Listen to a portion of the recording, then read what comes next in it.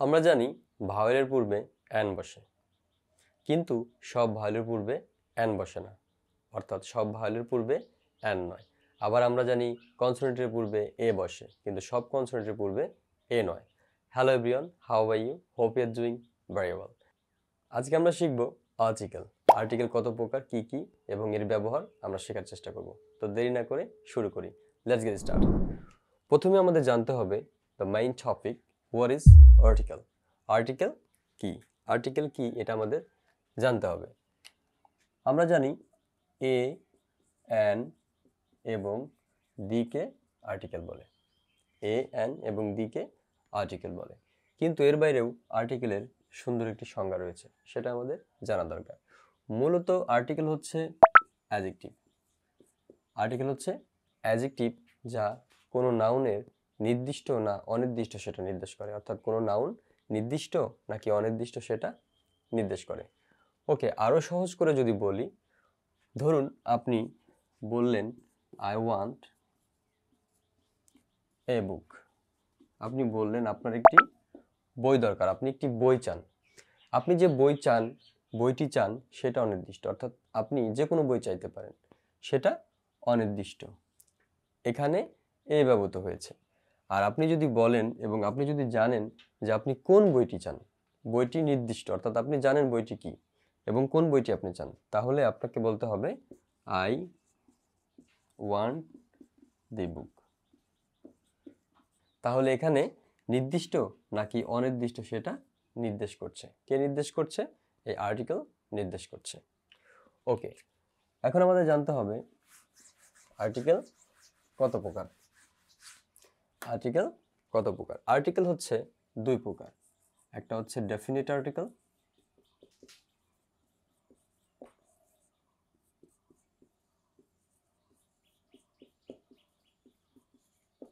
একটা হচ্ছে definite article the, এবং আরেকটা হচ্ছে ইনডেফিনিট আর্টিকেল এ এবং অ্যান।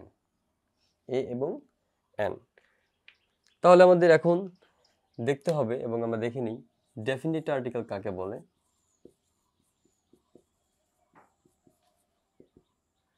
তাহলে দিকে ডেফিনিট আর্টিকেল বলে, অর্থাৎ নাউনকে নির্দিষ্টভাবে বোঝানোর জন্য দি ব্যবহৃত হয়।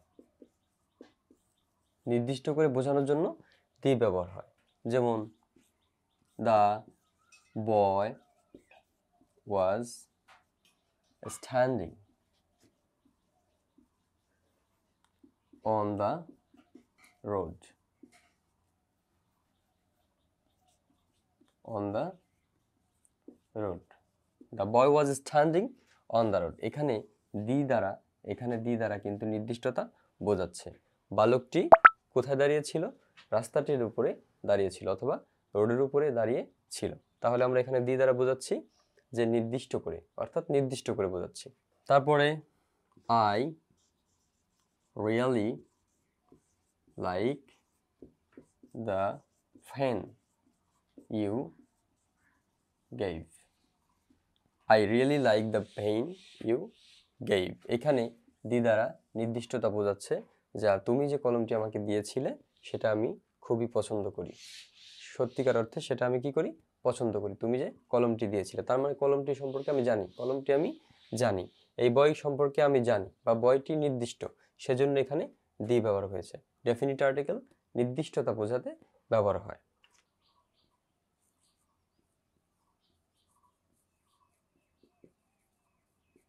তারপরে ইনডেফিনিট আর্টিকেল। এ এবং অ্যান অনির্দিষ্টতা বোঝাতে ব্যবহৃত হয়। অনির্দিষ্টতা বোঝাতে ব্যবহার হয়। যে I am looking for a book. I am looking for a book of history. এখানে আমি বলছি I am looking for a book of history, আমি ইতিহাসের একটি বই খুঁজছি। তাহলে বইটি কিন্তু আমি জানি না, বইটি অনির্দিষ্ট, অর্থাৎ যে কোনো বই হতে পারে, ইতিহাসের যে কোনো বই হতে পারে। তারপরে I want an English book. English book. He gave me a novel. তাহলে এখানে এই আর্টিকেলগুলো অনির্দিষ্টতা বোঝাতে ব্যবহার হয়েছে। I am looking for a book of history, ইতিহাসের যে কোনো বই হতে পারে। I want an English book, ইংরেজি বইয়ের যে কোনো বই হতে পারে। He gave me a novel, সে আমাকে একটি নোভেল দিয়েছিল বা দিল, এই নোভেল যে কোনো বই হতে পারে। তাহলে ইনডিফিনিট আর্টিকেল হচ্ছে এ এবং অ্যান, যা অনির্দিষ্টতা প্রকাশ করে, নাউনের অনির্দিষ্টতা প্রকাশ করে। এখন আমরা আর্টিকেলের কিছু ব্যবহার দেখে নিই। Using of articles. সাধারণত আমরা জানি ভাওয়েলের পূর্বে এবং কনসোনেন্টের পূর্বে, ভাওয়েলের পূর্বে অ্যান বসে, কনসোনেন্টের পূর্বে এ ব্যবহৃত হয় বা বসে। ভাওয়েল কি সেটা আমাদের জানা দরকার এবং কনসোনেন্ট কি সেটাও আমাদের জানা দরকার। 26 লেটার্সের ভাওয়েল হচ্ছে 5টি, এ, ই, আই, ও, ইউ, এই 5টি হচ্ছে ভাওয়েল, আর বাকি সবগুলোই কনসোনেন্ট। অর্থাৎ আমাদের যে 26 লেটার্স রয়েছে, ইংরেজির 26টি যে লেটার্স রয়েছে, সেখানে এই 5টি অনলি হচ্ছে ভাওয়েল আর বাকি সবগুলো কনসোনেন্ট। তাহলে এই ভাওয়েলের পূর্বে হচ্ছে কি বসবে? অ্যান বসবে এবং কনসোনেন্টের পূর্বে এ বসে।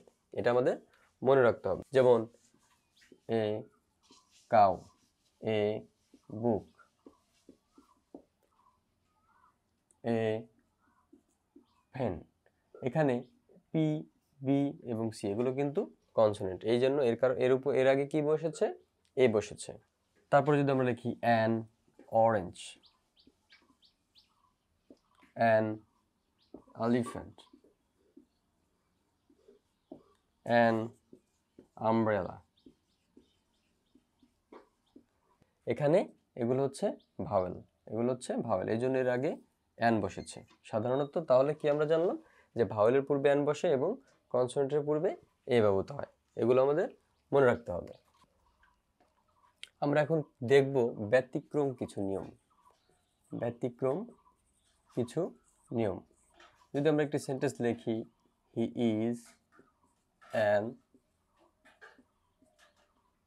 অনারেবল মেম্বার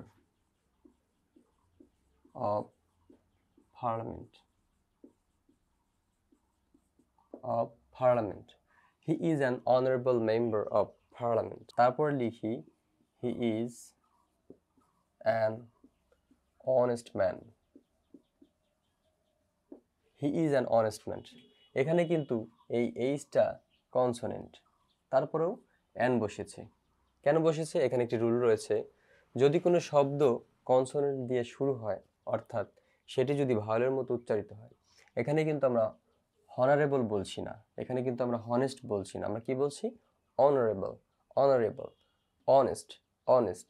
তাহলে এইচ এর মতো উচ্চারিত হচ্ছে না, এখানে কিসের মতো উচ্চারণ হচ্ছে? পরে যে ভাওয়েল রয়েছে সেটির মতো উচ্চারণ হচ্ছে, অনারেবল, অনেস্ট। এই জন্য এর পূর্বে কি বসবে? অ্যান বসবে। এটা আমাদের মনে রাখতে হবে। কনসোনেন্ট দিয়ে শুরু হওয়া সত্ত্বেও যদি ভাওয়েলের মতো উচ্চারিত হয়, তাহলে তার পূর্বে অ্যান বসবে। তারপরে 2 নম্বর আমরা একটু দেখি। তারপরে রুল নাম্বার 2 আমরা একটু দেখি যে কিছু সেন্টেন্সের মাধ্যমে। This is A